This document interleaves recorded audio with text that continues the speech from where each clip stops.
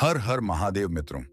मित्रों, क्या आपने कभी सोचा है किन लोगों के रास्तों में रुकावट नहीं आती? कौन से लोग बिना भाग्य के भी अमीर बन जाते हैं और कौन से लोग ऐसी किस्मत लेकर जन्म लेते हैं जो उन्हें हर हाल में सफलता दिला देती है?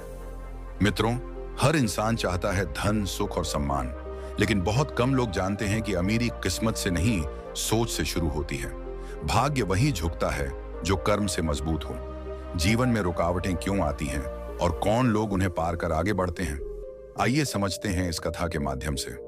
मित्रों, एक बार कैलाश में भगवान शिव और माता पार्वती विराजमान थे।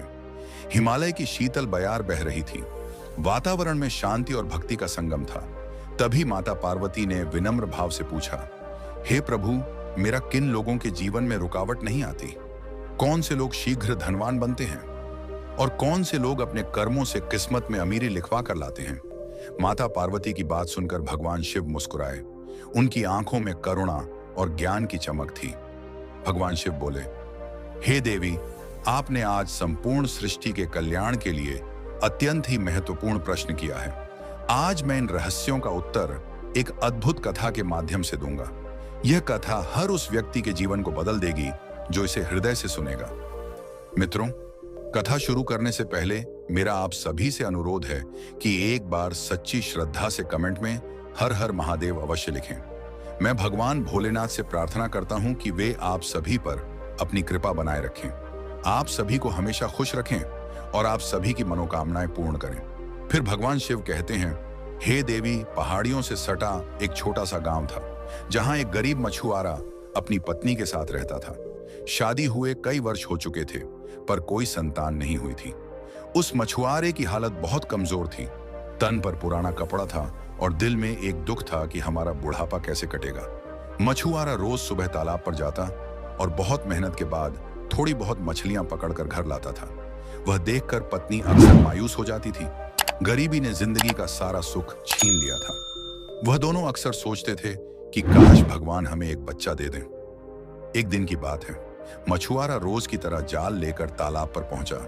जाल पानी में डाला और कुछ देर बाद उसे खींचा तो वह एकदम चौंक गया, क्योंकि जाल में एक बहुत बड़ी चमकदार सोने जैसी दिखने वाली मछली फंस गई थी। धूप उस पर पड़ रही थी और ऐसा लग रहा था जैसे वह हीरे सी चमक रही हो। मछुआरा खुशी से झूम उठा। वह सोचने लगा, आज तो किस्मत ही खुल गई। लेकिन तभी चमत्कार हुआ। मछली मनुष्य की तरह बोलने लगी, हे मछुआरे, कृपया मुझे मत मारो। यदि तुम मुझे जीवन दोगे तो मैं तुम्हें ऐसा तालाब बताऊंगी जहां बिना मेहनत के ढेरों मछलियां मिल जाएंगी। यह सुनकर मछुआरा पहले तो डर गया, फिर उसे मछली पर दया आ गई। वह बोला, ठीक है, मैं तुझे छोड़ देता हूं। और उसने तुरंत मछली को वापस तालाब में छोड़ दी। मछली ने जाते जाते कहा, तुम उस पहाड़ी के पीछे वाले तालाब पर चले जाओ। वहां अगर जाल फेंकोगे तो कभी खाली नहीं लौटोगे। मछुआरा उसी तालाब पर गया और चमत्कार सच हुआ। कुछ ही देर में उसका जाल मछलियों से भर गया। वह खुशी खुशी घर लौटा। अब रोज मछलियां मिलने लगी और उसकी घरेलू स्थिति सुधरने लगी। पत्नी के चेहरे पर भी मुस्कान लौट आई। लेकिन मित्रों, यह भी जीवन का सत्य है कि जब सुख बढ़ता है तब लालच भी जन्म लेता है।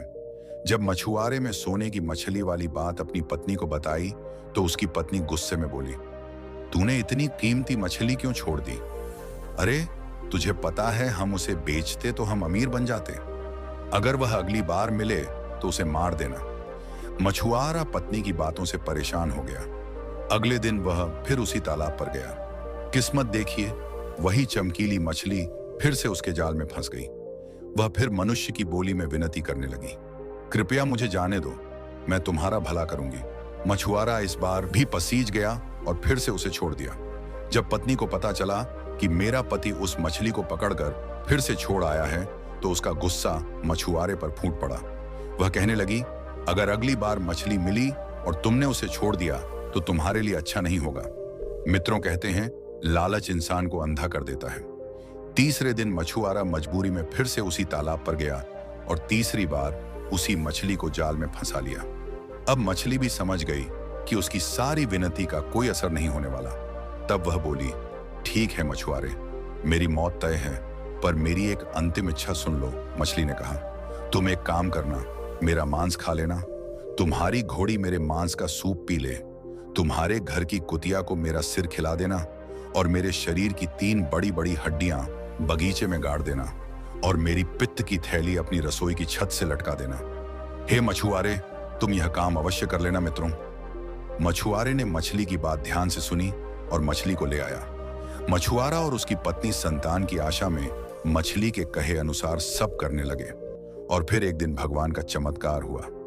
उसी रात मछुआरे की पत्नी ने 3 सुंदर बेटों को जन्म दिया। उसके घर की घोड़ी ने 3 बछड़े दिए, कुतिया ने 3 पिल्ले दिए, और बगीचे में घड़ी हुई 3 हड्डियां 3 तेज चमकती हुई तलवारें बनकर बाहर निकल आईं। कल तक जो घर दुखी और खाली था, आज वह खुशियों से भर गया। मछुआरा रो पड़ा, आंखों में खुशी के आंसू थे। यह सब दया का फल था। जिसने जीवन दिया, जीवन ने उसी को दिया। एक बात याद रखना मित्रों, दयालुता कभी खाली नहीं लौटती, और लालच सुख को भी दुख में बदल देता है। धीरे धीरे समय बीतता गया। मछुआरे के 3 बेटे, 3 बछड़े और 3 कुत्ते बड़े होकर ताकतवर हो गए। तीनों लड़के एक जैसे दिखते थे, चेहरा, कद, चाल सब हूबहू थे। इसीलिए पहचान के लिए मछुआरे ने तीनों के गले में ताबीज पहना दिए थे। एक दिन सबसे बड़े बेटे के मन में इच्छा हुई कि अब मैं अकेले दुनिया देखूंगा और कुछ बड़ा काम करूंगा। उसने अपनी तलवार कमर में बांधी, बंदूक कंधे पर रखी और एक कुत्ते को साथ लिया। घोड़े पर चढ़कर चल दिया। चलते समय उसने अपने भाइयों से कहा, भाइयों, रसोई की छत पर लटकी वह मछली की पित्त की थैली पर तुम लोग ध्यान रखना, अगर उसमें से खून टपकने लगे तो समझ जाना कि मैं संकट में हूं। माता पिता और भाई यह सुनकर भावुक हो गए, पर उस लड़के का मन सपनों से भरा था। वह चल पड़ा अपने सफर पर, और चलते चलते एक नगर में पहुंचा। शहर में सन्नाटा पसरा हुआ था। हर चेहरा डरा सहमा लग रहा था, जैसे हर घर में मातम हो। एक सराय में जाकर उसने पूछा, यह शहर इतना उदास क्यों है? तब सराय वाले ने आह भरते हुए कहा, भाई, हर दिन दोपहर 12 बजे एक साथ सिर वाला राक्षस आता है। उसे खाने के लिए एक स्त्री चाहिए होती है। अगर वह ना मिले तो वह पूरे नगर को नष्ट कर देता है। यह सुनकर युवक चौंक गया। सराय वाले ने आगे कहा कि आज राजा की बेटी की बारी है और शहर रो रहा है। फिर उसने बताया कि राजा ने घोषणा की है कि जो मेरी राजकुमारी को बचा लेगा वही उसका पति बनेगा और राज्य का उत्तराधिकारी भी बनेगा। मित्रों, वह लड़का जवान था। उसने कहा, यह कितनी बड़ी बात है। मैं उस राक्षस से लड़ूंगा और राजकुमारी को बचाऊंगा। वह लड़का राजमहल की तरफ चल पड़ा। राजमहल में पहुंचकर उसने राजा को प्रणाम किया और बोले, महाराज, मैं आपकी बेटी को बचाऊंगा। राजा ने कहा, तुम कौन से राज्य से आए हो और तुम कौन हो? तब युवक ने कहा, महाराज, मैं आपके पड़ोसी राज्य से आया हुआ। मेरे पिताजी एक मछुआरे हैं। फिर राजा ने उसे चेतावनी देते हुए कहा, देखो भाई, तुमसे पहले भी कई लोग जंगल में उस राक्षस को खत्म करने के लिए गए हैं, पर कोई लौट कर नहीं आया है। तब वह लड़का कहता है, महाराज, असफलता से डरकर कर्म छोड़ देना पाप है, इसलिए महाराज आप मुझे अनुमति दीजिए। मित्रों, राजा ने अनुमति दे दी। वह युवक अपने घोड़े और कुत्ते के साथ नगर के बाहर पुल पर जा बैठा। वहीं राजकुमारी आने वाली थी। कुछ ही देर में काले घूंघट में ढकी रोती सिसकती राजकुमारी आई। उसने देखा कि वहां एक निडर युवक बैठा है। तब राजकुमारी घबराकर बोली, भाग जाओ यहां से, राक्षस तुम्हें भी खा जाएगा। युवक मुस्कुराकर बोला, राजकुमारी जी, मैं आपकी रक्षा के लिए आया हूं और राक्षस को मारकर आपसे विवाह करना चाहता हूं। मैं ऐसे कैसे भाग जाऊं? मित्रों, राजकुमारी का दिल पहली बार डर के साथ साथ विश्वास से भर गया। उसे कुछ उम्मीद बंधी। उसी पल महल की घड़ी 12 बजे अचानक धरती हिली। आग की लपटें उठी और तेज गर्जना के बीच एक राक्षस प्रकट हुआ। उसका मुंह खुला और भयानक चीखें गूंजने लगी। उसकी भूख बहुत तेज थी, क्योंकि उसने 2 शिकार देखे थे। पर वह युवक राक्षस को देखकर बिल्कुल भी नहीं डरा। उसने तलवार उठाई और बिजली की तरह राक्षस पर टूट पड़ा। उसका कुत्ता भी दहाड़कर राक्षस की टांगों पर झपटा। दोनों के बीच भयंकर लड़ाई हुई। मित्रों कहते हैं, साहस हमेशा भय को हराता है। युवक ने राक्षस का सिर काट दिया। राक्षस छटपटाकर बोला, रुक जाओ, मुझे कुछ कहना है। युवक पल भर के लिए रुक गया और यहीं पर वह गलती कर देता है। राक्षस अपने कट्टे सिर को जमीन पर रगड़ने लगा और होता क्या है कि उसका सिर फिर से जीवित हो गया। उसका सिर फिर से जुड़ गया। युवक ने समझ लिया कि यह तब तक नहीं मरेगा जब तक इसका सिर फिर से ना निकट जाता। अब उसने अपनी पूरी ताकत झोंक दी। कुत्ता भी बहादुरी से लड़ा और आखिरकार साहस ने दानव का अंत कर दिया। फिर युवक ने राक्षस की जीभ चाकू से काटी और राजकुमारी के रेशमी रुमाल में बांध दी, क्योंकि वह जानता था कि सच्चाई का सबूत आवश्यक होता है। अब वह लड़का सराय की ओर लौट गया। राक्षस का अंत हो चुका था और नगर में खुशियां लौटने की तैयारी थी। पर कभी कभी सत्य को मंजिल तक पहुंचने में देर लगती है। वीर युवक थका हुआ था। वह सराय में विश्राम करने चला गया ताकि थोड़ी ताकत जुटाकर राजा के सामने सच्चाई बताए। उधर पुल के पास एक लकड़हारा रहता था। उसकी नजर दूर दराज से इस पूरी लड़ाई पर थी। उसने सोचा कि राक्षस तो मारा गया, पर उस वीर युवक ने उसका सिर वहीं छोड़ दिया। उसने सोचा, क्यों ना मैं इस राक्षस के सिर का श्रेय ले लूं। मुझे राज्य भी मिलेगा और राजकुमारी भी। मित्रों, याद रखना, अक्सर जहां मेहनत होती है वहीं कोई ना कोई धोखे की घात लगाए बैठा होता है। लकड़हारे ने अपनी कुल्हाड़ी पर राक्षस का खून लगाया और सिर बोरी में भरकर सीधे राज दरबार में पहुंच गया। मित्रों, जो फल मेहनत का नहीं होता उसका स्वाद कभी मीठा नहीं होता। राजा उस लकड़हारे को देखकर हैरान भी हुआ और परेशान भी, क्योंकि वह बूढ़ा, कमजोर और अनाड़ी था। उसे देखकर तो ऐसा लगता था कि वह एक छोटी बकरी को भी ना मार सकेगा। राजा ने पूछा, तुमने उस राक्षस का सिर कैसे काट दिया? लकड़हारा अकड़ कर बोला, मेरी कुल्हाड़ी ने कमाल कर दिया। महाराज, अब वचन निभाने की बारी आपकी है। राक्षस मैंने मार दिया है। मित्रों, राजा के सामने राक्षस का सिर पड़ा था। भले ही धोखा था, लेकिन प्रमाण वही था। यह देखकर राजा विवश हो गया और उसने आखिरकार राजकुमारी की शादी की घोषणा कर दी कि 3 दिन बाद लकड़हारे के साथ राजकुमारी की शादी होगी। पूरे नगर में खुशियां मनाई गई, लेकिन यह कैसी खुशियां थीं जहां सत्य हारा हुआ और झूठ जीतता हुआ लग रहा था। मित्रों, यह सुनकर राजकुमारी दुख से तड़प उठी और बोली, यह झूठ है। जिसने मुझे बचाया वह यह नहीं है। लेकिन मित्रों, जहां सबूत ना हो वहां सच्चाई भी असहाय हो जाती है। राजा ने समझाया, बेटी, मेरे हाथ बंधे हुए हैं। मेरे वचन में राज्य का वादा निभाना ही होगा। मित्रों, इधर यही सब बातें उस वीर युवक को पता चली। वह महल के द्वार तक पहुंचा, लेकिन दरबारियों ने उसे रोक लिया और कहा, निकल जाओ यहां से। मित्रों, युवक समझ गया कि झूठ की जड़ अब गहरी हो चुकी है। क्रोध भी उसके भीतर जला रहा था, पर वह बुद्धिमान था और सीधे भिड़ना अच्छा ना समझा। उसने अपने कुत्ते को गोद में लिया और कहा, तू ही अब मेरा सहायक है। मेरे प्यार और सच्चाई तक न्याय का रास्ता तू ही बनाएगा। उसने कुत्ते को आदेश दिया कि महल में जाकर राजकुमारी के पास रहना। जब भी भोजन का समय हो तो मेज पीस खींच देना, ताकि सारे बर्तन नीचे गिर जाएं और फिर वहां से भाग जाना।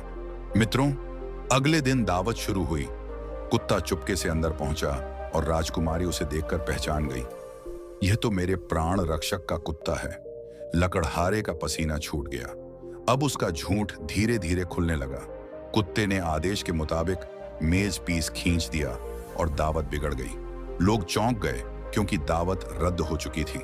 अगले दिन भी वैसा ही हुआ और तीसरे दिन भी कुत्ता भागते भागते सीधे सराय तक राज्य के सैनिकों को ले आया, जहां असभ्यतापूर्ण ढंग से उस वीर युवक को पकड़कर राजा के सामने लाया गया। राजा ने उसे देखते ही पहचान लिया। अरे, यह वही है जिसने साहस दिखाया था और मुझसे कहा था कि मैं राक्षस का वध करूंगा। दोस्तों, सत्य और असत्य का टकराव अब मंच पर था। कहते हैं, झूठ तेज दौड़ता है, पर सत्य वहां भी पहुंचता है जहां न्याय होना होता है। महल का दरबार सजा हुआ था। सेनापति, मंत्री, राजा, राजकुमारी सब अपनी जगह बैठे थे और बीच में वह असली वीर युवक लाया गया। राजा ने कठोर स्वर में पूछा, तुम कौन हो और यहां क्या करने आए हो? तब युवक बोला, महाराज, मैं वही हूं जिसने आपकी बेटी की रक्षा की और आपकी प्रजा को राक्षस के आतंक से बचाया है। यह सुनकर लकड़हारे के चेहरे पर डर की लकीरें उमड़ आईं, पर उसने झट से नाटक किया और कहा, महाराज, यह आदमी झूठ बोल रहा है। यह मेरा श्रेय चुराने आया है। राक्षस को तो मैंने मारा है। उसकी बात सुनकर राजा दुविधा में पड़ गए, क्योंकि सामने राक्षस का सिर पड़ा था और वह लकड़हारे का प्रमाण था। वीर युवक ने कहा, महाराज, राक्षस का सिर उसने चुराया है। उसने राक्षस को नहीं मारा, पर राक्षस की जीभ मेरे पास है। मैंने राक्षस की जीभ काटकर सबूत सुरक्षित रखा है। सबकी नजरें राजकुमारी पर टिकी थीं। वह गर्व से बोली, हाँ पिताजी, मैंने अपने रुमाल में वह जीभ रखवा दी थी। युवक ने जेब से रेशमी रुमाल निकाला और जीभ दरबार में रख दी।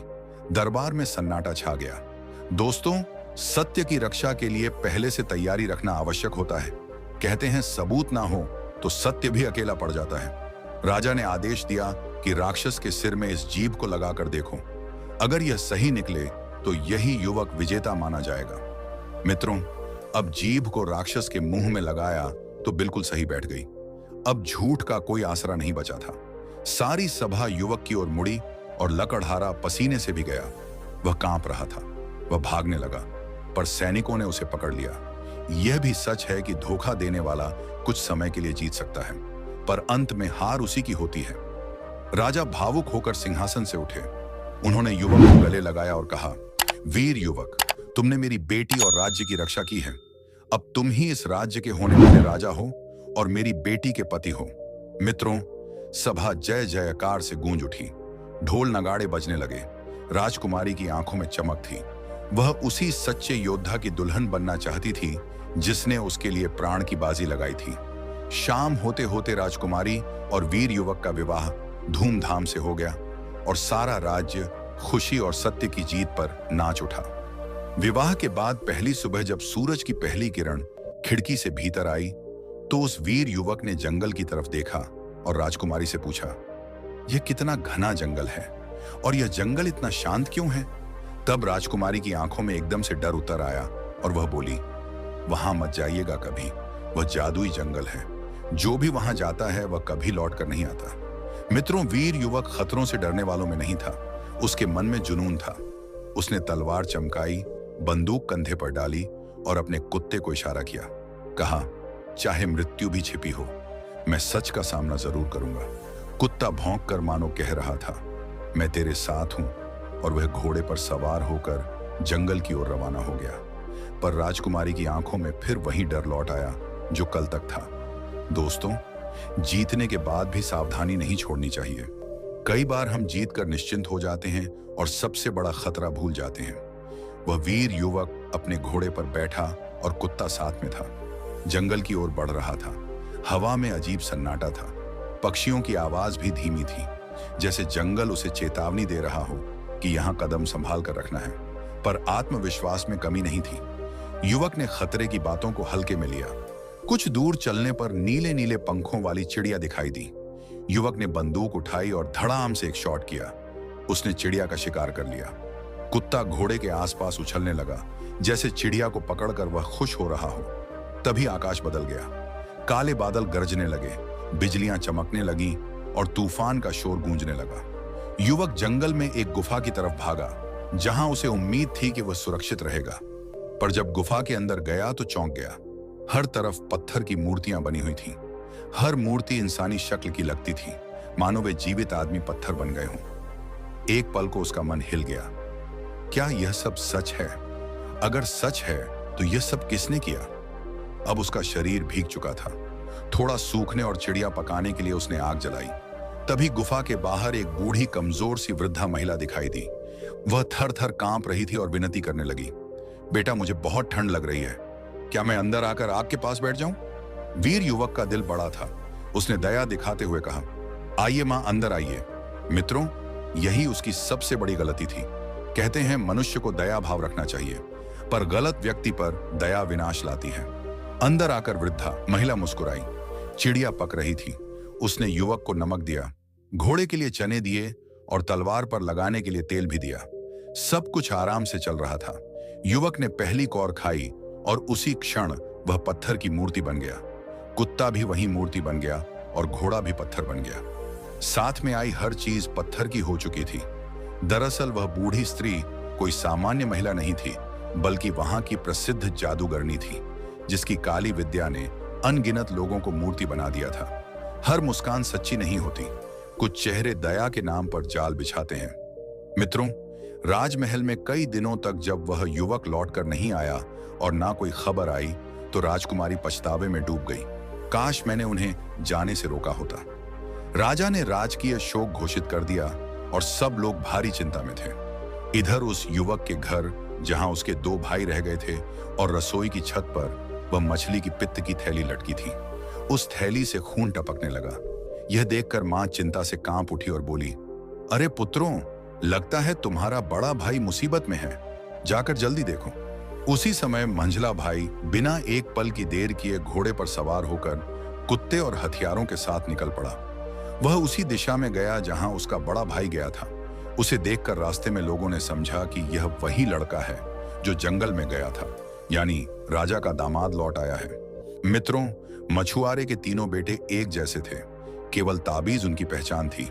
जब यह खबर राजमहल में फैली तो राजा के सैनिक आए और मंझला भाई को पकड़कर राजमहल में ले गए। उसे देखकर राजकुमारी खुशी से उछल पड़ी। अरे तुम तो वापस आ गए, मैं तो समझ रही थी कि तुम्हारे साथ क्या हुआ होगा। मंझला भाई कुछ नहीं बोला, क्योंकि वह सच्चाई ढूंढने आया था और जानता था कि इसका मतलब है मेरा भाई यहां तक आया है और इस लड़की से उसका कोई संबंध रहा है। मित्रों, उस रात वह उसी राजकुमारी के कमरे में सो गया, पर तलवार बीच में रखी थी और इस तरह रात कट गई। अगली सुबह भाग्य का वही खेल शुरू हुआ। मंझला भाई शिकार को जाना चाहता था। राजकुमारी ने लाख मना किया कि तुम वहां फिर से मत जाओ, पर वीर तो वीर होता है। राजकुमारी की मना करने पर वह चला गया और वही हुआ जिसने उसके बड़े भाई के साथ हुआ था। वह भी उसी जादुई जंगल की उसी गुफा में जाकर जादूगरनी के हाथों फंस गया और पत्थर बन गया। दोस्तों, अगर एक जगह बुरा हुआ है तो उसी रास्ते पर बिना सोचे नहीं चलना चाहिए। दूसरे भाई के पत्थर बनते ही घर में थैली से फिर रक्त टपकने लगा। यह देखकर जो छोटा भाई बचा था, उसकी आंखों में जिम्मेदारी और अग्नि दोनों जल उठी। सोचने लगा, मेरा दूसरा भाई भी मुसीबत में है, मुझे भी अब शीघ्र चलना होगा। वह अपने सबसे समझदार घोड़े, सबसे तेज कुत्ते और सबसे मजबूत तलवार के साथ निकल पड़ा। मित्रों, उसी तरह घूमता हुआ तीसरा भाई उसी यात्रा पर निकल पड़ा। उसके मन में ना कोई डर था, ना जल्दबाजी, बस एक ही सपना था, मुझे अपने भाइयों को वापस लाना है। वह उसी रास्ते से गया जहां उसके दोनों भाई गए थे। लोगों ने उसे देखकर कहा कि अरे, राजकुमार तो अभी कल ही यहां आए थे। यह सुनकर उसे पक्का यकीन हो गया कि वह सही राह पर है। कई दिनों की यात्रा के बाद वह राजमहल पहुंचा। महल में भी वही हाल था। सब उसे पहले वाला ही समझ रहे थे, पर यह युवक बहुत शांत था। वह किसी से बहस नहीं कर रहा था, बस देख रहा और समझ रहा था। रात को उसे राजकुमारी के साथ वही कक्ष दिया गया, क्योंकि सब लोग उसे राजकुमारी का पति ही समझ रहे थे। अब वह तलवार बीच में रखकर सो गया। राजकुमारी कुछ समझ नहीं पाई कि यह मेरे पास कल ही तो लौटा था, फिर इतने क्यों बदल गए। पर उसने मौन साध लिया। सुबह खिड़की खोली और जंगल की हरियाली दिखाई दी, पर उसने तुरंत शिकार की जिद नहीं की। पहले उसने राजकुमारी से विस्तार से पूछा, मुझे बताइए, यहाँ आने वाले पिछले लोग कहाँ गए हैं? राजकुमारी दुखी आवाज में बोली, वह जंगल मौत का घर है, जो जाता है वह पत्थर बन जाता है। यही जानकारी छोटे भाई को चाहिए थी। अब उसने निश्चय किया कि अब जल्दबाजी नहीं, पहले मैं सब समझूंगा। वह तलवार और कुत्ते के साथ धीमे कदमों से जंगल की ओर बढ़ता है। जंगल शांत था, पर उस सन्नाटे में अदृश्य खतरा घात लगाए बैठा था। थोड़ी दूर जाकर उसे दोनों भाइयों के घोड़ों के पद चिन्ह मिले, उनके कुत्तों के पंजों के निशान भी थे। अंततः वह भी उसी गुफा तक पहुंच गया। उसने भीतर जाकर देखा, हर तरफ पत्थर की मूर्तियां हैं और उनमें दो मूर्तियां उसके दोनों भाइयों की थीं। यह देखकर उसका दिल कांप उठा, पर उसने दिमाग को दिल से ऊपर रखा। जहां जादू है वहां चाल भी होती है। उसने अपने शिकार को आग पर चढ़ाया, मगर खुद नहीं खाया। वह जादूगरनी के आने का इंतजार करने लगा। कुछ ही देर में भूखी बूढ़ी कांपती आवाज में कहने लगी, बेटा अंदर आने दोगे? बहुत ठंड लग रही है मित्रों। अब वो सचेत हो गया, सोचने लगा, लगता है यही विनाश की जड़ है। वो कठोर स्वर में बोला, रुक जाओ, वहीं तुम अंदर नहीं आओगी। जो मेरी दया मांगता है वह मेरी तबाही की वजह नहीं बनेगा। ये सुनते ही बूढ़ी की मुस्कान गायब हो गई। चेहरा क्रोध से तमतमाने लगा। वह फुसफुसाई, तो तुम्हें सब पता चल गया है। छोटे भाई ने तलवार उसकी गर्दन पर रख दी। मेरे भाइयों को अभी जीवित करो, वरना यह तलवार तुम्हारे सिर से तुम्हारी चालाकी अलग कर देगी। कुछ देर वह झूठ बोलती रही, पर तलवार की नोक उसके झूठ को काटती रही। आखिरकार हार मानकर उसने अपनी कमर से एक मलहम की डिबिया निकाली। यह वही दवाई थी जिससे पत्थर बने लोग जीवित हो सकते थे। कहने लगी, इससे तुम्हारे सब भाई जिंदा हो जाएंगे। लेकिन छोटा भाई बहुत समझदार था। उसने उसका हाथ पकड़कर उसे खुद मूर्तियों पर मरहम लगाने को मजबूर किया। एक एक मूर्ति पर जैसे ही मरहम लगा, मूर्तियां जीवित होने लगी। सबसे पहले उसके दोनों भाई जागे, फिर धीरे धीरे गुफा भरने लगी जीवित लोगों से। आंखों में आंसू लिए बड़े भाई और मझले भाई ने छोटे भाई को गले लगाया, लेकिन छोटा भाई नहीं भूला कि राक्षस कभी पूरी तरह मरता नहीं जब तक उसका अंत ना कर दिया जाए। उसने उसी वक्त जादूगरनी का सिर धड़ से अलग कर दिया। जैसे ही उसका सिर गिरा, जंगल का जादू टूट गया। अंधेरी गुफा में पहली बार रोशनी दाखिल हुई। कहते हैं दोस्तों, जल्दबाजी वीरों को भी हार दिला देती है, इसलिए दया वहीं करो जहां भरोसा हो।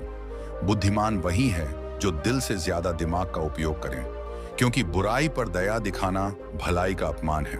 मित्रों, तीनों भाई जंगल से निकलकर वापस राजमहल की ओर चल पड़े। गुफा का जादू टूट चुका था। जिन लोगों को जादूगरनी ने पत्थर बना दिया था, वे सब फिर से जीवित होकर अपने घर लौट रहे थे। हर किसी के दिल में छोटे भाई के लिए सम्मान की लहरें उमड़ रही थीं। जब महल के पास पहुंचे, तब सैनिकों ने उन्हें दूर से ही पहचान लिया।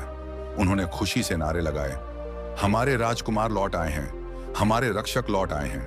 राजा और राजकुमारी दौड़कर महल की सीढ़ियों पर आ गए। राजकुमारी की आंखों में खुशी के आंसू थे।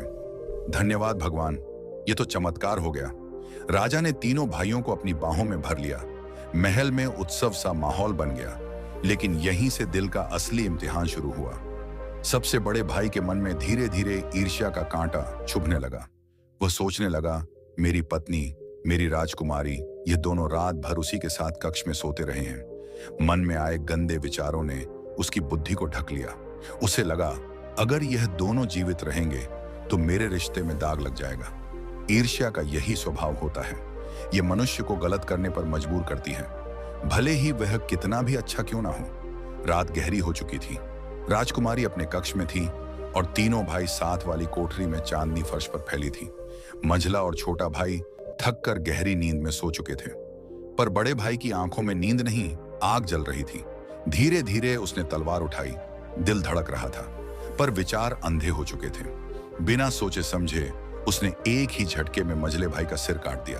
फिर अगले ही पल छोटे भाई का भी अंत कर दिया। कमरे में खून फैल गया, सन्नाटा टूट गया। बड़े भाई के हाथ कांपने लगे। मन कह रहा था, ये मैंने क्या कर डाला। पश्चाताप पहाड़ बनकर उस पर गिर पड़ा। उसने तलवार अपने गले पर रख ली। मेरे जीने का हक क्या है। लेकिन तभी दरवाजा खुला। राजमहल के पहरेदार, जंगल से लौटे लोग और नौकर चाकर सब अंदर घुस आए। उनमें से किसी ने चिल्लाकर कहा, रुको, हमारे पास मलहम है। वह जादूगरनी की वही डिबिया थी जिसमें जीवन लौटाने की शक्ति थी। सबने तेजी से मझले और छोटे भाई की गर्दन पर वह मलहम लगाया। धीरे धीरे उनकी सांसें चलने लगी, धड़कनें लौट आईं, आंखें खुल गईं, जैसे मौत को पीछे धकेल कर जीवन ने फिर से उन्हें गले लगा लिया हो। बड़ा भाई घुटनों पर गिर पड़ा, आंखों से आंसूधार बनकर बहने लगे। मैंने बहुत बड़ा पाप कर दिया, मुझे माफ कर दो भाई, मैं ईर्ष्या में अंधा हो गया था। छोटा भाई गंभीर स्वर में बोला, भाई गलती इंसान से होती है, लेकिन गलती स्वीकार करना और उसे सुधारना सच्चे इंसान की पहचान है। उसके शब्दों ने बड़े भाई का सिर और झुका दिया। उसी वक्त मंझला भाई आगे आया और बोला, हम भाइयों में कोई दूरी नहीं रहनी चाहिए, जो हुआ उसे भूल जाओ, हम फिर एक दूसरे के साथ हैं। तीनों ने एक दूसरे को गले लगाया। आंसू बहते रहे, लेकिन अब वे आंसू प्यार और पछतावे के थे। सुबह पूरा दरबार भरा था। राजा ने घोषणा की, राक्षस को मारने वाला बड़ा पुत्र है, इसलिए वह राजकुमार और सिंहासन का उत्तराधिकारी रहेगा। लेकिन इस राज्य के असली रक्षक दो लोग और भी हैं, मंझला और छोटा भाई। ये दोनों मेरे मुख्य सेनापति होंगे। राजकुमारी ने भी आगे बढ़कर कहा, मुझे गर्व है कि मेरा पति सच्चा योद्धा है, पर मुझे और भी गर्व है कि हमारे परिवार में ऐसे दो बहादुर हैं। राजा ने तुरंत तीनों के माता पिता को बुलावा भेजा। जब बूढ़ा मछुआरा और उसकी पत्नी दरबार में पहुंचे, तो राजा ने उनका सम्मान करते हुए कहा, आपने 3 ऐसे पुत्र दिए हैं जो साहस, बुद्धि और प्रेम का उदाहरण है। आज से आप हमारे राज्य के आदरणीय सदस्य हैं। गरीब मछुआरे की आंखों में खुशियों का समंदर भर उठा। प्रभु, यह सब उस मछली का आशीर्वाद है जिसे हमने जीवन दिया था। तीनों भाई मिलजुल कर राज चलाने लगे। जहां भी अन्याय होता, वे कंधे से कंधा मिलाकर लड़ते। राज्य में फिर कभी भय नहीं फैला। लोग कहा करते थे, अगर भाई भाई एक रहे तो दुनिया की कोई ताकत उन्हें तोड़ नहीं सकती। छोटा भाई अक्सर बच्चों को समझाता, लालच और ईर्ष्या यह आग की तरह है, अपना भी घर जलाती है और पराये का भी। सबसे बड़ा भाई हर त्योहार पर उस जादुई मछली को याद करता और कहता, जिसे हम जीवन देते हैं वही हमें जीवन देता है। राजकुमारी प्यार और सम्मान के साथ अपने परिवार को संभालती रही। महल में खुशियां लौट आईं, राज्य में शांति और समृद्धि फैल गई। याद रखना दोस्तों, ईर्ष्या इंसान को गलत दिशा में धकेलती है। गलती स्वीकार कर क्षमा मांगना सबसे बड़ा हिम्मत का काम है। छोटे का सम्मान और बड़े का सुधार घर को स्वर्ग बना देता है, जीवन में चमत्कारों का दरवाजा खोल देता है। दया और भाईचारा सबसे बड़ी ताकत है। फिर भगवान शिव कहते हैं, हे देवी पार्वती, जिनका ध्यान अपने रास्ते पर होता है, दूसरों की नकल या ईर्ष्या में नहीं होता, उनके रास्ते में रुकावटें कम होती हैं। जो बार बार रास्ता बदलते हैं वे मंजिल से दूर ही रहते हैं, और जो लोग मेहनत को जल्दी नहीं करते लेकिन मेहनत शुरू जल्दी कर देते हैं, वे सबसे जल्दी अमीर बनते हैं। छोटा काम हो पर रोज हो, यहीं से बड़ी कमाई शुरू होती है। अर्थात हे देवी, मनुष्य की कर्म ही उसके भाग्य के द्वार खोलता है। फिर भगवान शिव कहते हैं, हे देवी, अमीरी किस्मत से नहीं लिखती, किस्मत सिर्फ 2 चीजें देती है, बुद्धि और मौका। अमीर वही बनता है जिसके हाथ में मेहनत, दिमाग में समझ और दिल में धैर्य होता है। किस्मत दरवाजा खोलती है, लेकिन चलकर अंदर हमें ही जाना पड़ता है। दूसरों की हंसी से डरो मत, लक्ष्य की तरफ धीरे धीरे पर रोज चलो। जो चलते रहते हैं वे जीतते रहते हैं। अमीरी जेब में नहीं आती, पहले सोच में आती है। जहां ध्यान टिकता है वहीं उन्नति मिलती है। जल्दी अमीर वही बनता है जो जल्दी शुरुआत करता है। किस्मत सिर्फ मौके देती है, सफलता मेहनत और धैर्य देते हैं। धीरज ही असली दौलत है। दूसरों से तुलना मत करो, अपनी मंजिल पर भरोसा करो। तो मित्रों, आज की यह वीडियो आपको अच्छी लगी हो तो हमारे चैनल को सब्सक्राइब अवश्य करें। मिलते हैं अगली वीडियो में। आप अपना ख्याल रखें।